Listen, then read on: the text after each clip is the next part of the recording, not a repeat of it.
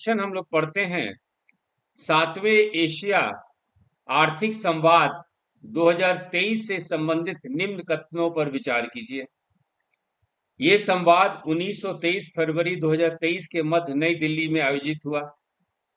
इसका theme Asia और उभरती विश्व व्यवस्था है। और उपयुक्त कथनों में से कौन सा कथन सही है? केवल एक, केवल दो, एक या दो, दोनों, उपयुक्त में से कोई नहीं। तो इसका सही आंसर है सिर्फ बी, यानी केवल दो। ये तो क्वेश्चन आंसर हो गया। अब हम लोग चलते हैं इसके एक्सप्लेनेशन पे। 7वां एशिया आर्थिक संवाद 2023 ये महत्वपूर्ण है। तो यदि पहले हम लोग माइंड मैप का नोट्स बनाते हैं, नोट्स माइंड मैप, ताकि हमेशा आपको याद रहे, तो 7वां एशिया आर्थिक संवाद जो है 2023 का इस तरह से मैप बना लीजिए। कब हुआ था बच्चों? तो ये हुआ था 23 और 25 फरवरी 2023 में। कहाँ पे हुआ था? तो वो पुणे महाराष्ट्र में हुआ था। और इसका थीम क्या था? एशिया और उभरती विश्व व्यवस्था। इसका जो थीम था, एशिया और उभरती विश्व व्यवस्था, Asia and the emerging world order. अंग्रेजी में इसका जो थीम था, Asia and the emerging world order. ठीक है। किसके द्वारा जो है एशिया आर्थिक संवाद आयोजित होता है? तो ये आयोजित होता है विदेश मंत्रालय द्वारा। और इस बार जो आयोजन हुआ विदेश मंत्रालय द्वारा और पूना इंटरनेशनल सेंटर के सहयोग से। ये है।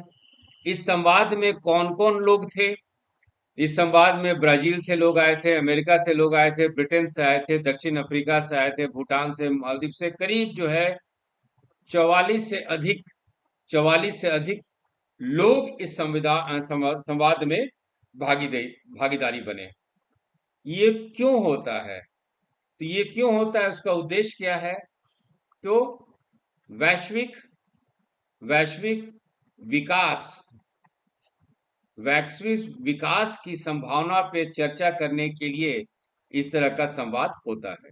देखिए, अब जो है ये जो संवाद है आपका एशिया आर्थिक संवाद 2023, ये जो हम लोग डिस्कस किए हैं, इसके आधार पे यदि आप क्वेश्चन पढ़ेंगे तो ये संवाद 1923 फरवरी 2023 के मध्य नई दिल्ली में आयोजित हुआ।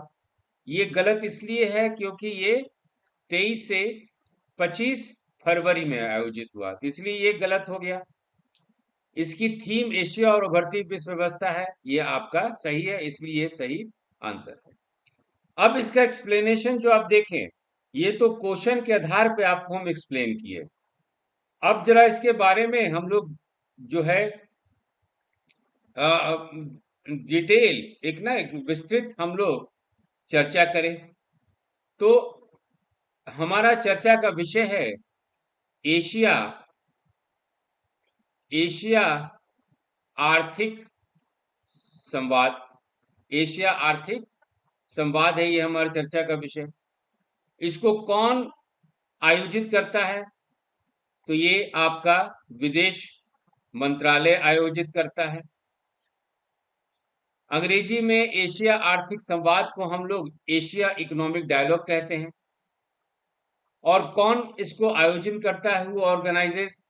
तो मिनिस्ट्री ऑफ एक्सटर्नल अफेयर्स, विदेश मंत्रालय। और ये जो चर्चा है उसका मुख्य विषय क्या है? आज थीम होता है कि कौन सा स्पेसिफिक टॉपिक पे उस साल हम लोग बात करेंगे। लेकिन इस तरह का चर्चा जो हर एक साल होता है, हर एक वर्ष होता है, इसमें क्यों चर्चा हो? तो चर्चा होता है ट्रेड पर, चर्चा होता है व्यापार पर, चर्चा होता है वित्त व्यवस्था पर, चर्चा होता है फाइनेंस पे, कि हम लोग खास करके एशिया में और भारत अपने पड़ोसी देशों के साथ व्यापार और वित्त व्यवस्था को कैसे सुदृढ़ करेगा, है ना।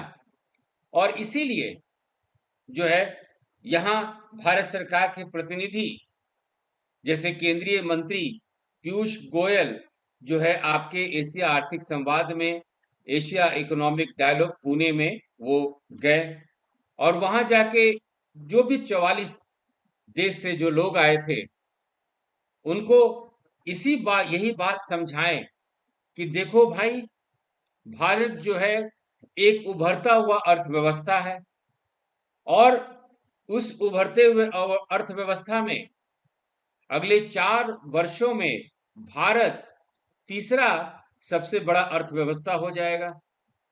भारत, पीयूष गोयल, केंद्रीय मंत्री पीयूष गोयल के अनुसार, भारत जो है 2047 तक 35 से 40 ट्रिलियन डॉलर अर्थव्यवस्था के रूप में उभरेगा। अब देखिए, ये सब बातें आपको हम क्यों बता रहे हैं?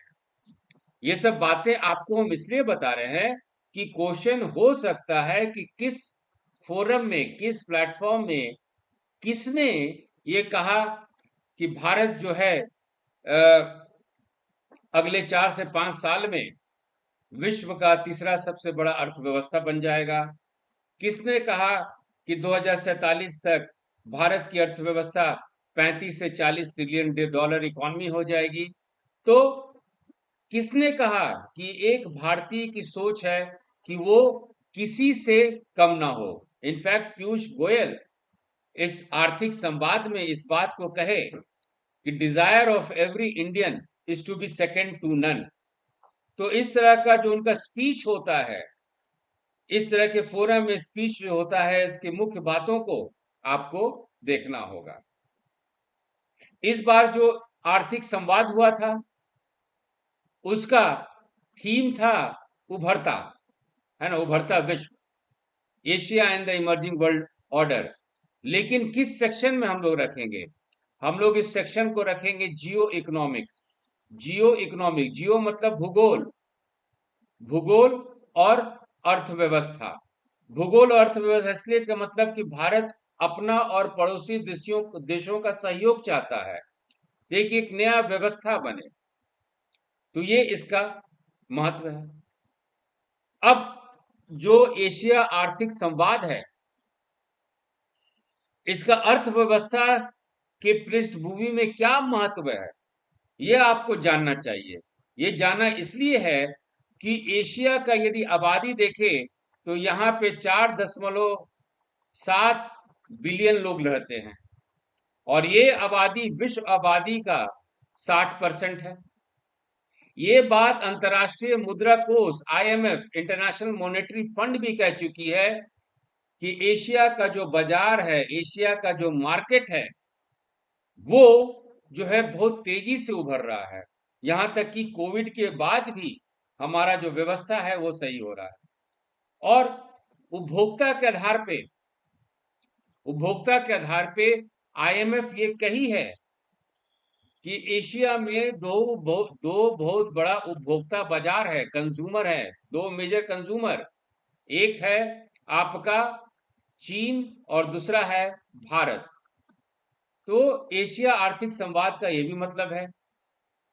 यदि हम लोग सुपर पावर की बात करें, यदि हम लोग पावर की बात करें, शक्तिशाली देश की बात करें, तो एशिया में आपका भारत है, एशिया में आपका चीन है, एशिया में आपका जापान है, एशिया में आपका दक्षिण एशिया में आपका दक्षिण कोरिया है। तो ऐसे स्थिति में भारत जो एशिया का में जो आर्थिक यदि संवाद होता है, एशिया में आर्थिक पे एक चर्चा होता है, उसका अपना एक महत्व हो जाता है। अब और भी क्या खूबी है एशिया के बारे में? एशिया के बारे में खूबी ये है कि एशिया में जो लेबर मिलते हैं, लेबर मजदूरी, अब सॉफ्टवेयर इंजीनियर को भी हम लोग इकोनॉमिक्स में मजदूर के नाम, मजदूर के श्रमिक, सही शब्द है श्रमिक, श्रम, लेबर, यहाँ का श्रम, यहाँ के श्रमिक, यहाँ का लेबर का जो भाव है, जो आर्थिक भाव है, जो लोग कम सैलरी पे भी लोग यहाँ पे काम कर लेते हैं, यहाँ पे बहुत ज्यादा भूखंड है। तो ये सब कारण से जो है एशिया में एक प्राकृतिक स्रोत है। तो ये सब से जो है आर्थिक एशिया आर्थिक संवाद का अपना एक महत्व हो जाता है। तो हम लोगों को बच्चों, हम लोगों को